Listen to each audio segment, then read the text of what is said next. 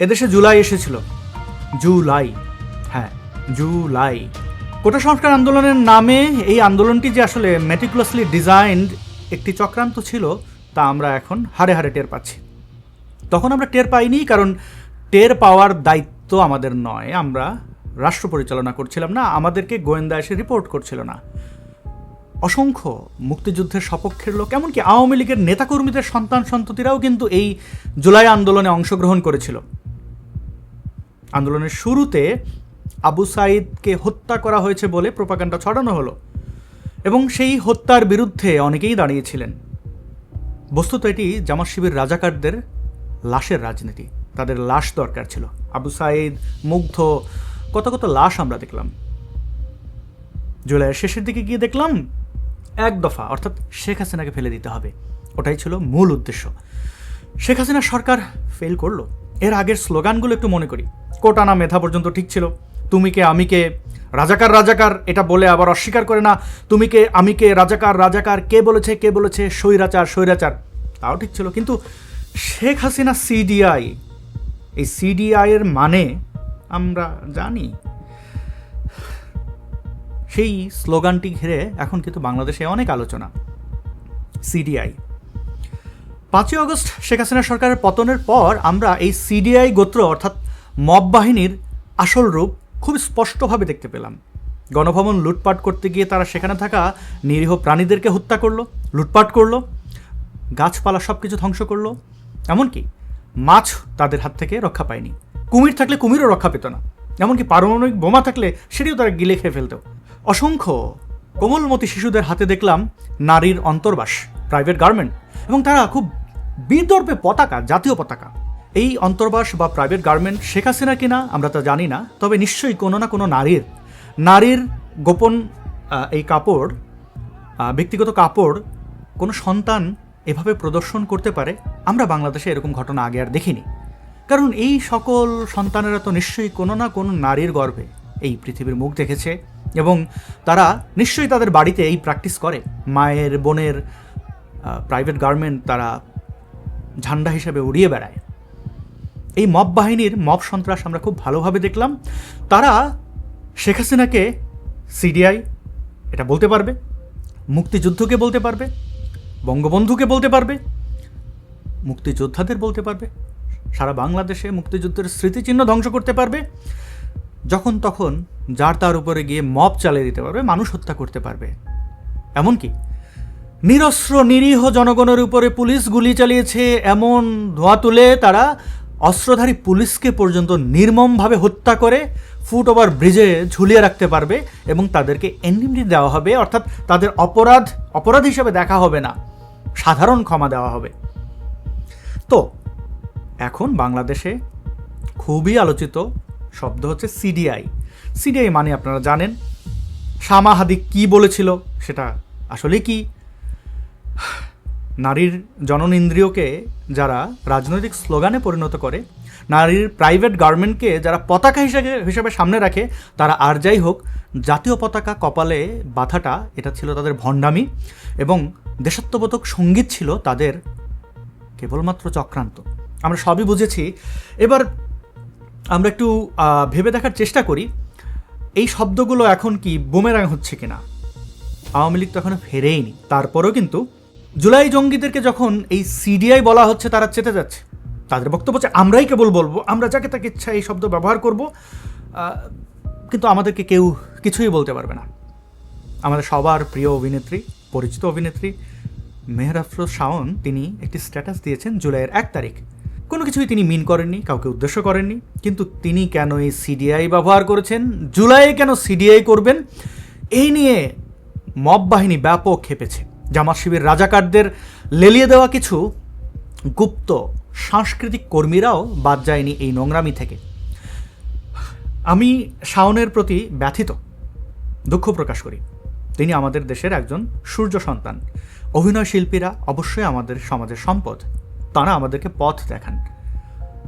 আপনি যদি নেতা, রাজনীতিবিদদের সমীহ করে থাকেন, তাহলে এই দেশের জন্মলগ্ন থেকে শিল্পীদের অবদান আপনি ভুলতে পারবেন না। সমাজ যে সুন্দরভাবে চলে সামাজিক অবক্ষয় দূর করার জন্য যে শিল্পীদের ভূমিকা, সেটি আপনি অস্বীকার করতে পারবেন না। আপনি সঙ্গীত ঘৃণা করতে পারেন, আপনি অভিনয় ঘৃণা করতে পারেন, যাত্রাপালা ঘৃণা করতে পারেন আপনি অনেক কিছুই করতে, বলৎকার আপনার কাছে প্রিয় হতেই পারে, কিন্তু দিন শেষে ঢোলের শব্দ শুনলে আপনারও কোমর দোলে।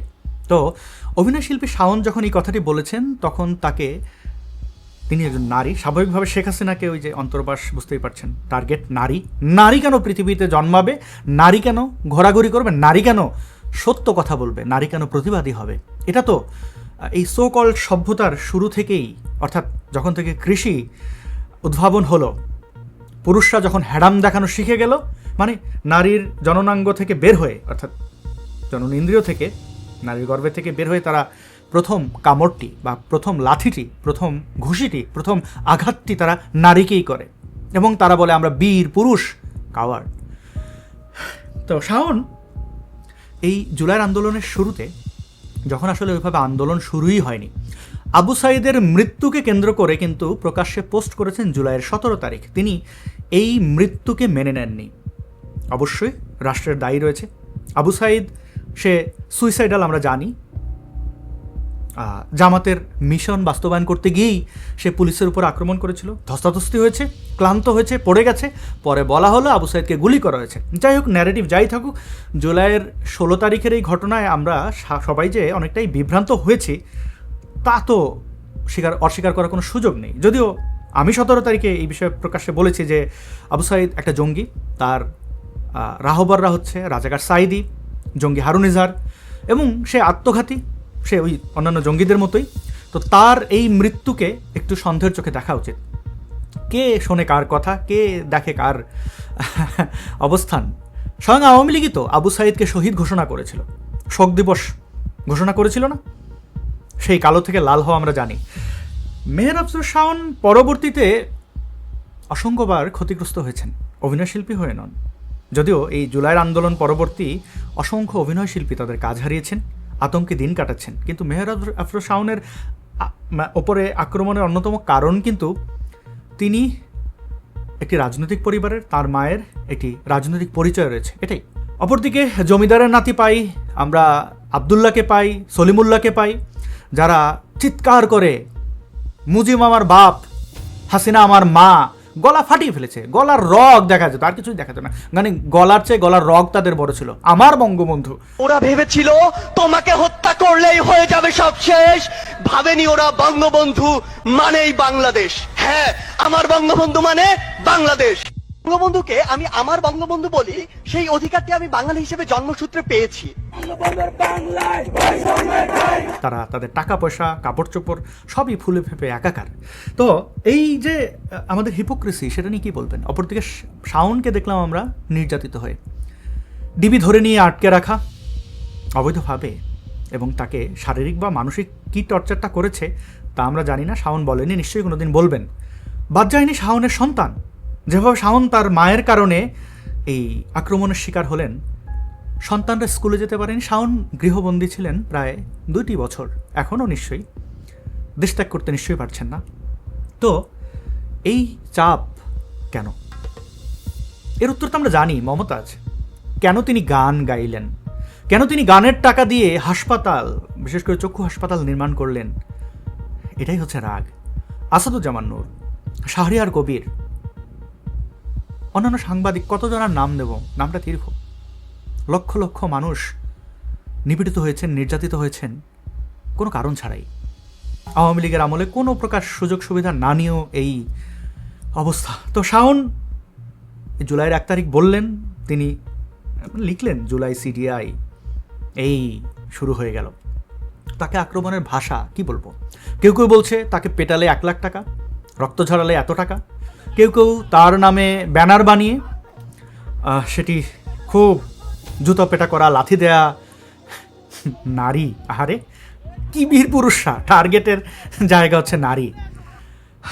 তো কিছু অভিনয়শিল্পীদেরও দেখা গেল, অভিনয়শিল্পী তারা দাবি করেন, কিন্তু কোথায় কি অভিনয় করেছেন আমার জানা নেই। আমার ব্যর্থতা, আমি অনেক কিংবদন্তিকেই চিনি না, কিন্তু চিনলাম। দেখছেন তিনি কি ইঙ্গিত করলেন, তার আঙুল কিভাবে প্রদর্শন করলেন, হাতে কি আছে। এটাই হচ্ছে তার অবস্থান অভিনয় শিল্পী। মেটিকুলাসলি ডিজাইনড এই পুরো চক্রান্তে বেশ কিছু ব্যক্তিদের ইনভলভ করা হয়েছে। আপনারা দেখেছেন সে সকল সোকল সাংবাদিক, অভিনয় শিল্পী, আসমান জপিন কাপা শিক্ষক এবং সমাজের অন্যান্য বুদ্ধিজীবী, ফারুকির মতো একটা নিম্নমানের দালাল, বাটপার। তো এইরকম বদমাশদের সংখ্যা তো অনেক লম্বা। তো চলুন দেখি এই বীর কি বলেছেন, তার বক্তব্য শুনি এবং আমরা একটু বোঝার চেষ্টা করি তিনি আসলে কি চাইছেন, কি বোঝাচ্ছেন আমাদের সমাজে। এবং আমি একটু বলে রাখি, যারা অগ্রজ রয়েছেন ক্ষমাসুন্দর দৃষ্টিতে দেখবেন। হাদির বক্তব্য শোনাতে আমার ভালো লাগে না, কিন্তু হাদি তো কাজী নজরুল ইসলামের পাশেই সমাধি তার হয়েছে। শুনেছি পাঠ্যপুস্তকে তার বীরত্বের বক্তব্য উঠে আসবে, আমাদের শিশুরা শিখবে নারীর জননেন্দ্রিয় ছিঁড়ে ফেলতে চায় এক বীর, এবং সেই বীরত্বের জন্য পাঠ্যপুস্তকে স্থান পেয়েছেন। কাজী নজরুল ইসলামের পাশে তার কবর স্থান পেয়েছে। এই বীরটি, তিনি অভিনয় শিল্পী, তার সহশিল্পীকে কিভাবে আক্রমণ করছেন আমরা একটু শুনবো, কিন্তু শব্দের বা যে বিষয়ে তিনি কথা বলছেন এই দায়ভার আমার নয়, এবং এই পুরো ভিডিওতে আমি আমার কোনো মন্তব্য, ব্যক্তিগত মন্তব্য রাখবো না। কিন্তু দুঃখের সাথে জানাচ্ছি সবজির দাম বেড়ে গেছে। আমাকে একজন অভিনেত্রী বললেন যে জুলাই মাসে ওনার নাকি কি করতে ইচ্ছা করে, কিন্তু উনি আবার আমাকে এটাও জানালেন যে জুলাই মাসে উনি যেটা করতে চায় সেটার যে অল্টারনেটিভ ব্যবস্থাটা তার সেটা নাই। তো উনি বললো যে একমাত্র উপায় হচ্ছে গিয়ে বিশেষ একটা সবজি দিয়ে সেটা সে করতে পারে। তো কিন্তু বায়োলজিক্যাল ভাবে উনি তো সেটা করতে পারে না, উনি সেটা রিসিভ করতে পারে। তো আমাকে যখন বললো যে উনি পুরো জুলাই জুড়ে এই কর্মযজ্ঞ চালাতে চায়, তো আমি হন্তদন্ত হয়ে সবজি কিনতে গেলাম। আমি মানে সেই বিশেষ সবজিটা কিনতে গেলাম। একটা মানুষ কতটা ডেসপারেট হলে পরে এই বিশেষ সবজি কিনে আনে, এবং বলল শাওনকে উদ্দেশ্য করে, নাম ধরি, যে এখনও বলেনি নামটা বলবে, এবং বায়োলজিক্যালি নাকি শাওন রিসিভ করতে পারে না। তিনি এই সিডিআই বলতে, করতে পারা বলতে যেটা বুঝিয়েছেন, আমি এই ব্যক্তিকে বলি, এর নাম আসাদুজ্জামান সামথিং। আসাদুজ্জামান, করতে পারার ব্যাখ্যা কি? ওই কর্মটি একা কেউ করে না, এবং ওটি জনন ইন্দ্রিয় দ্বারা নির্ধারিত থাকে না। সিডিআই নারীও পারে, পুরুষও পারে, কিন্তু আমাদের পুরুষতান্ত্রিক সমাজে বোঝা যায় যার ওই জিনিসটা আছে সেই হচ্ছে একমাত্র, আর সবাই শুধু গ্রহণ করবে। তো মাদ্রাসার দিকে তাকালেই তো তার বাস্তবতা দেখতে পাই, যার ওইটা আছে সেও গ্রহণ করতে বাধ্য হয় তাদের শিক্ষক দ্বারা। যাই হোক, আপনি মাদ্রাসায় গেলে আরও অনেক কিছুই পেতেন, জলজজ্জান্ত একটা মানুষ এনেই দেখাইয়ে দিতে পারতেন। আপনারা তো ওইটাতেই বিশ্বাস করেন। আর আমি জানি না এরা নারীর গর্ভে কিনা, এবং কোন জায়গা দিয়ে পৃথিবীতে এসেছে। ব্যক্তিগতভাবে তাকে জিজ্ঞেস করলে বলবেন, না না, আমি নারীর গর্ভে জন্মও হই নাই, আর নারীর জনন ইন্দ্রিয় দিয়েও বের হই নাই, আমি বা আমার বাবার যেহেতু ওইটা আছে ওইটা দিয়ে, ওইটার পাশ দিয়েই বের হয়েছি। কিন্তু দুঃখের বিষয় এই সবজিটারও এত দাম, মানে তাহলে কেমনে কি করবো বলেন, অতি কষ্টে। অনেক পরিষ্কার করার পরেও বাথরুমে মাঝে মাঝে তালাপোকা থেকে যায়।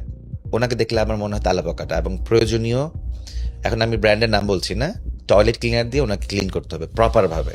তার বডি ল্যাঙ্গুয়েজ খেয়াল করবেন। আমি আরেকটু বলে রাখি, যারা লিঙ্গ বৈচিত্র্যের মানুষ তাদের অধিকার নিয়ে আমি কথা বলি, এখানে আমি ব্যঙ্গ করার কোনো কারণ নেই, কিন্তু মেটিকুলাসলি ডিজাইনড এই সকল দালালদের অন্তর্ভুক্তকরণ, এবং আমি অসংখ্য ভিডিওতে বলেছি সমকামীদের বেশ কিছু স্টারদের এরা কিনেছিল, যেমনটা সাংবাদিক, লেখক, শিল্পী এদের কিনেছে। তো এ কোন গোত্রের, অর্থাৎ এলজিবিটি কিউ কমিউনিটির নাকি, আমি তার লিঙ্গ পরিচয় জানি না। কোনোরকম সেই অভিনেত্রীর জন্য, মানে আমি নামটা বলছি আপনাদের, মেহের আফরোজ শাওনের জন্য একটা বিশেষ সবজি নিয়ে আসছি। ওনাকে এটা আমি হ্যান্ড ওভার করবো। আপনারা আমার সাথে থাকবেন, জুলাইকে ভালোবাসবেন, এবং জুলাইয়ের বিরুদ্ধে যারা কথা বলবে, এবং বিশেষ করে মেহের আফরোজ শাওনকে এই জিনিসটা উপহার দিবেন। আপনারা আমার সাথে দলে দলে যোগ দিন। ইনকিলাব জিন্দাবাদ। এই ইনকিলাববাজ কি বলল, মেহের আফরোজ শাওনকে এই ধরনের, এটা পর্নোগ্রাফি আইনে তার এখন জেলে থাকার কথা। কোনো সভ্য সমাজে এই কাজ কেউ করতে পারে না। মব লেলিয়ে দেওয়া একজন নারীর বিরুদ্ধে, তাও এই ধরনের ইঙ্গিত করা, মানে এটা তো সুস্পষ্ট মেহের আফরোজ শাওনকে রেপ করতে বলছে। বাস্তবতা আমরা জানি, মেহের আফরোজ শাওনের ঘর ঝাড়ু দেওয়াই দিয়েই উদাহরণ দিই, অন্য কিছু উদাহরণ দিলাম না, বা বিশেষ কেশ একটা যদি তাদের হাতে দেওয়া হয়, তারা বিশেষ জারে করে ঘরে সাজিয়ে রাখবে। আর বাকিটা মানে মেহের আফরোজ শাওনের কিসের অভাব? তার ব্যক্তিত্বের দিকে তাকা বেটা।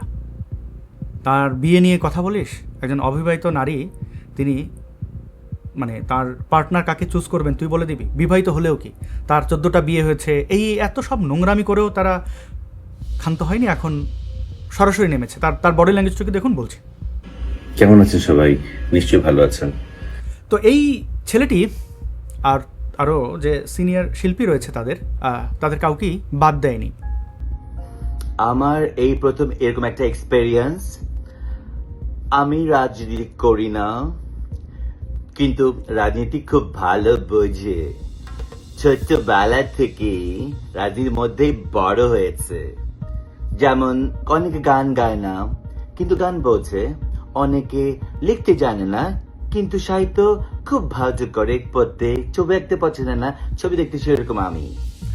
নিশ্চয়ই কিংবদন্তি অভিনয় শিল্পী শম্পা রেজাকে আপনারা চেনেন। তার রাজনৈতিক অবস্থানের কারণে এই কিন্তু খুবই বিকৃতভাবে শম্পা রেজাকে নিয়ে খুবই কুরুচিপূর্ণভাবে উপস্থাপন করেছেন। তো যাদের কোনো কাজ নেই, যাদের কোনো ব্যক্তিত্ব নেই, শিল্পী হওয়ার ন্যূনতম যোগ্যতা যাদের নেই, শুধুমাত্র আসলে রাজনৈতিক বিভিন্ন অপশক্তির ঢাল হিসেবে ব্যবহৃত, তারা তো এই নোংরামিটাই করবে।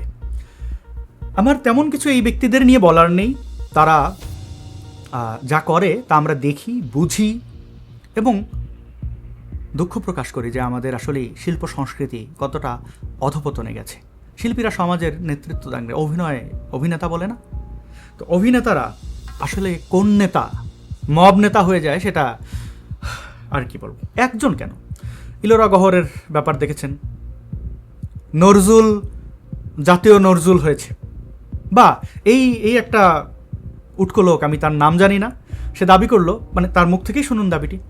আমাদের টেলিভিশন সেন্টারটা কোন জায়গা, এই জায়গাটার নাম বলতে গেলে একটা নাম বলতে হয়, সেই নামটা অন্য ধর্মের একটা নাম চলে আসে, আমি ওই নামটা নেই না, আমি বলি টিভি সেন্টারে যাচ্ছি, বলি না আমি, আমার নীতিতে বাদে। একবার হলেও তাদের ধর্মের তাদের ওই নামটা আমাদের মুখ দিয়ে উচ্চারিত হয়ে যাচ্ছে। এই নামগুলো আমি যদি দেশের ঊর্ধ্বতন কোনো কর্তৃপক্ষ হতাম বা মিনিস্টার থাকতাম বা আমার সে ক্ষমতা থাকতো, আমি নামগুলা আল্লাহর রহমতে আমি চেঞ্জ করতাম আগে। এই রকম অসংখ্য উল্টাপাল্টা নাম আছে, সেই নামগুলা চেঞ্জ করতাম, কারণ এইটাই মানুষ দেখতেছে, শিখতেছে, এইটাই আপডেট হচ্ছে দিন দিন। এটি কি শুধু হিন্দু বিদ্বেষ নাকি নিজের অস্তিত্বের প্রতি বিদ্বেষ? নাম নিচ্ছে না রামপুরার, কারণ রাম নাম নিলে সে হিন্দু হয়ে যাবে। এত সংকীর্ণ অভিনয় শিল্পীরা হয় আমার জানা নেই। তো আমি একটু বলি, আমার জেলা শহরের নাম গোপালগঞ্জ, আমার গ্রামের নাম গঙ্গারামপুর, আমার নদীর নাম কালীগঙ্গা, আমার উপজেলার নাম মুকসুদপুর। যাই হোক, এই নাম নিয়ে আমার কোনো আক্ষেপ নেই, আমি গর্বিত, এটি আমার ভূমি। পদ্মা, মেঘনা, যমুনা, এই নামগুলো কোথা থেকে এসেছে? শনি, রবি, সোম, মঙ্গল, বুধ, বৃহস্পতি, শুক্র। বাংলা মাসের নামগুলো দেখুন, আষাঢ়, শ্রাবণ। তো এই ব্যক্তিরা যে ঘৃণাটা ছড়াচ্ছে, যে স্থানে বসে, সেই শহরের নাম ঢাকা শহর বুড়িগঙ্গাকে কেন্দ্র করে। গঙ্গা তারা কবে চাঁদ সূর্যের নাম আমি জানি না। এই বিদ্বেষ হিপোক্রিটের বিদ্বেষ। তারা কোনো কিছু পায় না বলে এই ঘৃণা ছড়ায়। জুলাই আসলে একটি স্ক্যাম, যেমন ই ভ্যালি, এর আগে ইউনিপে 2U, ডেস্টিনি, আরও অন্যান্য স্ক্যামের মতো সবচেয়ে বড় স্থান দখল করে আছে এই জুলাই।